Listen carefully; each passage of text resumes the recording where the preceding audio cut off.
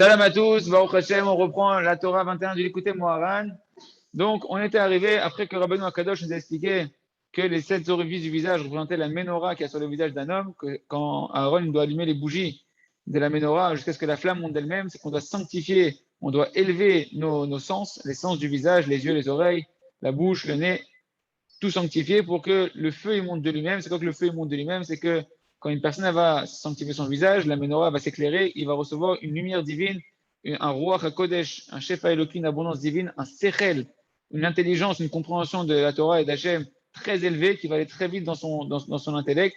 Et par la rapidité des mouvements qu'il va avoir grâce aux compréhensions qu'il va recevoir, ça va générer de la chaleur, ça va générer un feu dans son cœur, un enflammement qui va l'éveiller au service divin à d'écart que, comme ça j'ai lu hier, qu'un des pérouches, que la flamme elle va s'élever d'elle-même, c'est que la personne, quand elle va recevoir cette abondance divine, eh ben, sa flamme elle va s'élever d'elle-même, son libre arbitre, il va être naturel, il va s'élever de lui-même. Sa neshama, elle aura de moins en moins de libre arbitre, et de plus en plus de sa nature, ça va être de faire ce qu'Hachem il veut, parce qu'il reçoit de la compréhension, qu'avant il y avait, rappelez-vous, on a dit le libre arbitre, c'est les phases d'incompréhension du service d'Hachem, où on a des questions qui nous mettent en interrogation, en doute, sur lesquels on va avoir un combat de libre arbitre. Plus une personne, on a dit qu'elle se sanctifie, plus elle rentre à l'intérieur de lui du hors makif. Ce hors makif, c'est bien sûr qu'elle ne comprenait pas qu'il le mettait à l'épreuve, qu'il mettait son libre arbitre à l'épreuve.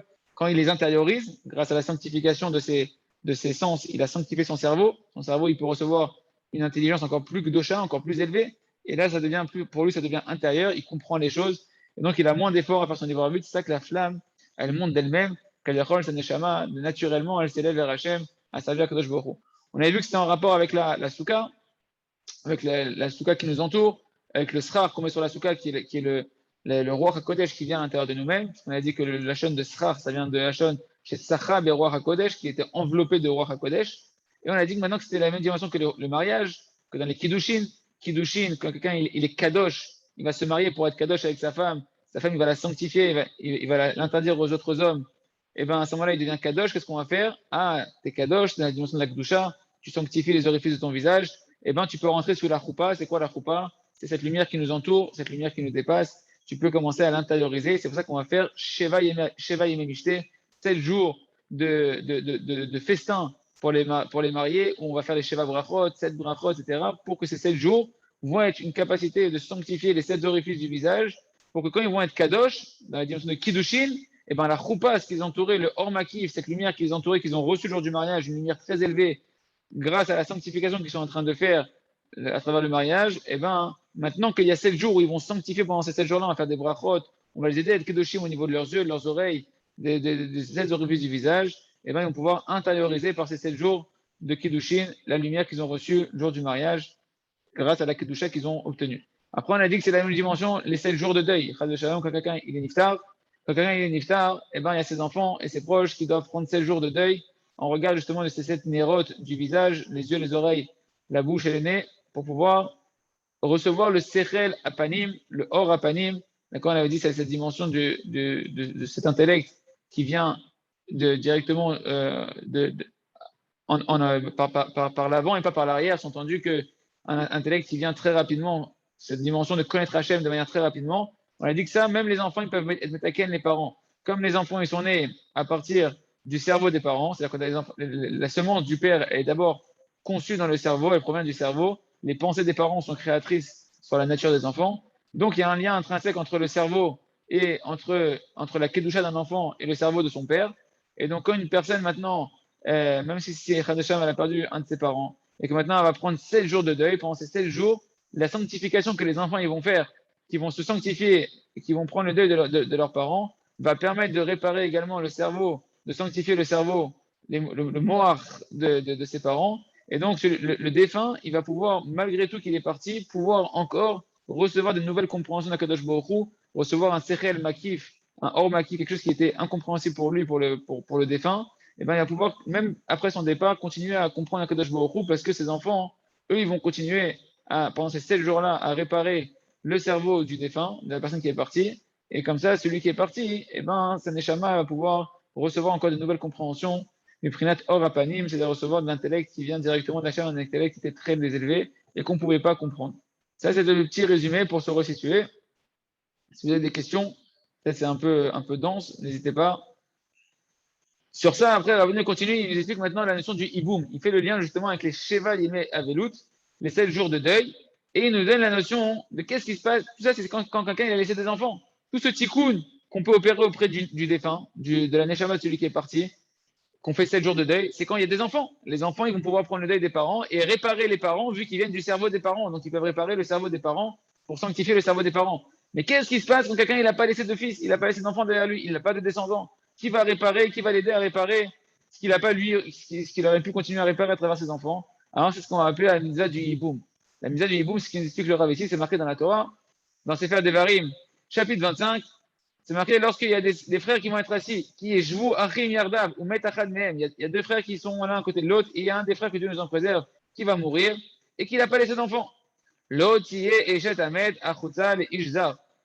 La femme du frère qui est mort, elle ne partira pas se marier avec un homme étranger. Yevama Yavo Alea, celui qui doit, son frère, le frère du défunt qui est encore vivant, il a le devoir d'aller se marier avec elle pour donner un enfant qui va être le prolongement de la Neshama de son frère, que son frère il n'a pas laissé d'enfant.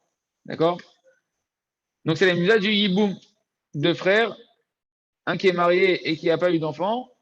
Quand le frère, si le frère il meurt sans avoir laissé d'enfant, eh ben, la femme devra se marier avec l'autre frère pour avoir un enfant avec le frère de son mari, pour pouvoir continuer à donner un prolongement à la Neshama de son mari qui est parti et que cet enfant puisse réparer en réalité la Neshama de son mari, du frère qui est parti. Donc, donc c'est qui? C'est le grand frère des frères qui a la mitzvah de se marier avec elle, celui qui est encore en vie. D'accord? Comme c'est marqué, et donc le Bechor, donc l'aîné des frères qui est encore vivant, il devra se lever et se marier avec cette femme-là, et comme ça prolonger le nom de son frère qui est défunt, pour ne pas que soit effacé son nom de Israël. Donner une descendance à son frère, en réalité, c'est un enfant qui va amener pour son frère. C'est pas un enfant qui va amener avec elle pour lui-même, le frère qui est encore vivant. Il amène un enfant pour le frère qui est parti. Donc, on fait une petite introduction pour bien comprendre de quoi va parler Rabbi Nachman, sinon on ne comprend pas de quoi il va parler. Donc, si jamais le frère il ne veut pas prendre Chad Shalom, la femme de son frère qui est mort, il ne veut pas se marier avec elle, alors il y a la mitzvah de Khalitza. C'est quoi la mitzvah de Khalitza? C'est qu'en réalité, la femme qui est veuve maintenant, elle va retirer la chaussure du frère qui aurait dû se marier avec elle et qui ne veut pas se marier avec elle. D'accord? Elle lui retire de son pied sa chaussure et elle va maintenant lui cracher au visage, pas vraiment sur le visage, mais en regard du visage du frère qui ne veut pas se marier avec elle pour donner la suite à la descendance de son frère. Et elle va dire comme ça, comme ça on se comporte avec le frère qui ne veut pas construire la maison de son frère. La maison, c'est la descendance. Il ne veut pas participer, de pouvoir laisser une descendance à son frère. Et donc, c'est ce qu'on va lui faire. Maintenant, dans ce procédé-là, dans cette cérémonie, Rabbeinu va nous expliquer qu'est-ce qui se cache derrière par rapport à tout ce qu'on est en train d'expliquer ici. Au passage, pourquoi elle retire la chaussure? Parce qu'on voit que même Moshe Rabbeinu, quand il arrive au buisson ardent, que c'est marqué Shal na'alecha meraglecha, tu vas retirer ta chaussure de tes pieds parce que cet endroit il est saint. Et le Nefesh HaChaim et d'autres Sfarim Magdoshim nous expliquent c'est quoi que tu vas retirer la chaussure de tes pieds. La chaussure en réalité c'est l'enveloppe du pied. C'est comme si tu vas retirer ton enveloppe corporelle. Tu vas retirer ton enveloppe corporelle pour pouvoir te sanctifier et que ta neshama puisse être devant moi sans les ta'avot, sans les mauvais désirs. La chaussure fait référence ici en réalité au corps, d'accord? Et là c'est pareil, c'est-à-dire qu'elle lui retire sa chaussure. Entendu, ton frère maintenant il a quitté son corps et toi tu ne veux pas donner ce prolongement de la descendance à ton frère, que d'amener une autre neshama pour ton frère pour laisser un prolongement à ton frère, alors on te retire la chaussure. C'est une symbolique par rapport à toute cette notion-là. Maintenant on rentre dans ce que Rabbeinu Akadosh il veut nous dire. Donc Hot Vav, Ta'am Rok Shel Halitza. Et c'est ça en fait le crachat que la femme elle doit faire lorsqu'elle va retirer la chaussure du frère qui ne veut pas se marier avec elle pour donner une descendance à son frère, à son mari, au frère qui est mort. Chez Neymar, c'est marqué où est-ce qu'elle va cracher en direction du visage du frère. Befanav, Daïka, nous dira Benon. En regard de son visage, précisément de son visage. Pourquoi? Parce que celui-là, il va maintenant sans avoir de descendance, sans avoir de semence qui a donné une descendance. Rappelez-vous, la semence, elle vient, on a dit, du cerveau, Et donc, l'enfant qui va naître de cette semence-là qui vient du cerveau a une capacité de réparer le cerveau, de réparer la kedusha de l'intellect du parent. Donc, qui osait oler belo zera, belo inya bracha chara, parce que voilà que ce frère-là, il est parti de ce monde-là sans avoir laissé de semence, de descendance, et il n'a pas laissé de beracha chara, il n'a pas laissé d'enfant après lui, il n'a pas laissé de bénédiction après lui. La vraie bénédiction d'un homme, c'est pas son argent, c'est ses enfants. La seule chose qui va rester, c'est les enfants. Donc il n'a pas laissé de bracha après lui. Ce sont les enfants. Que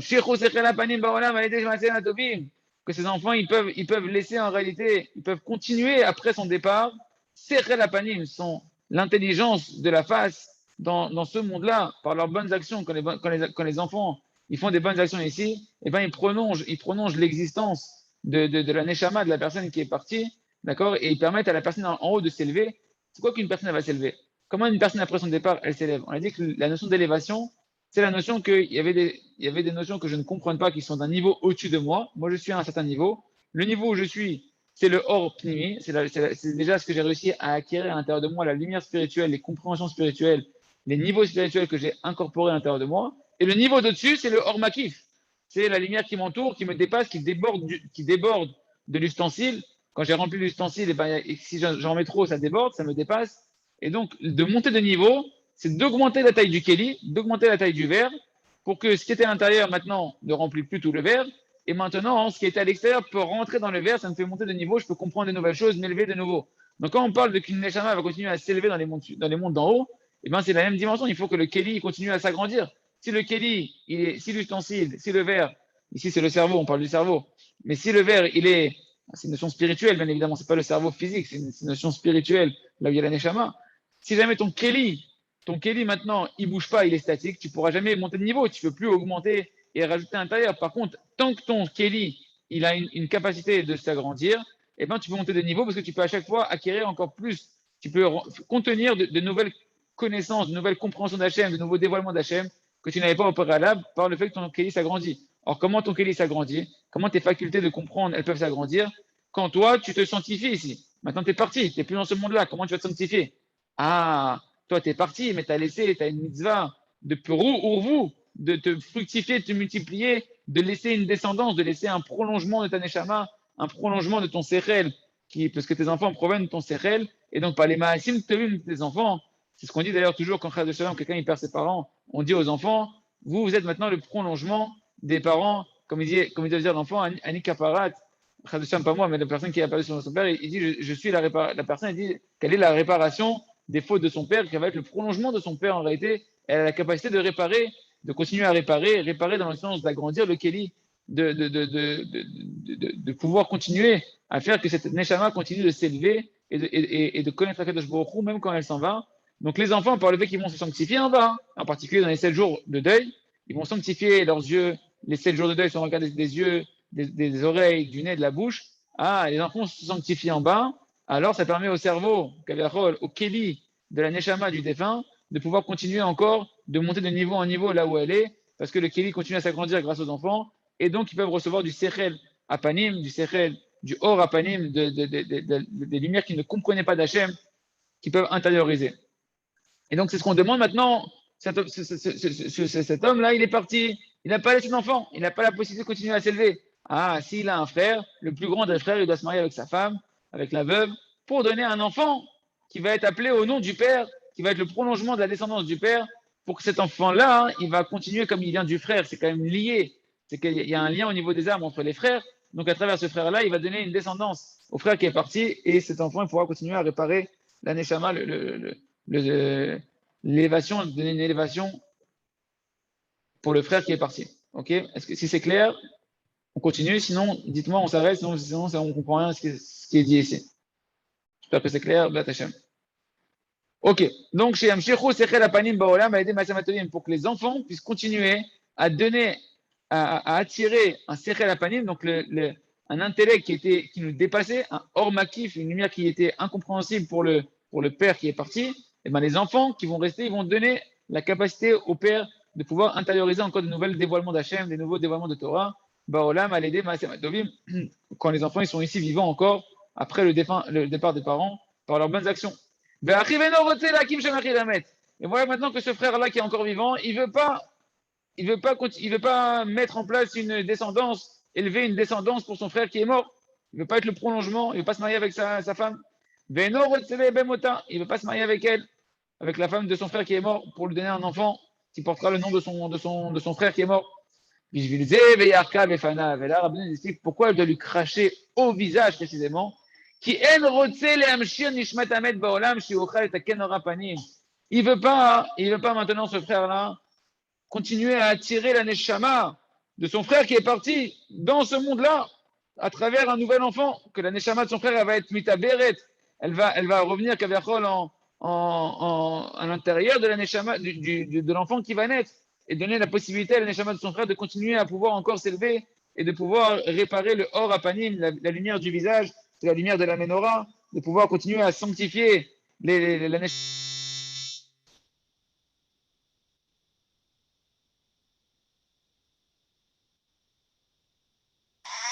On n'entend plus, là, on n'entend plus rien.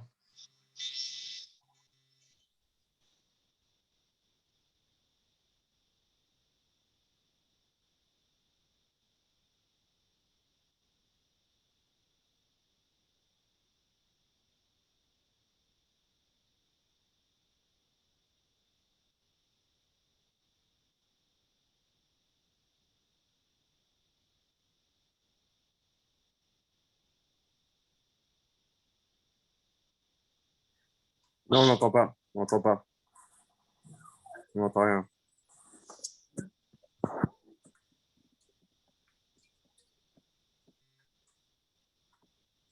Non, on n'entend pas.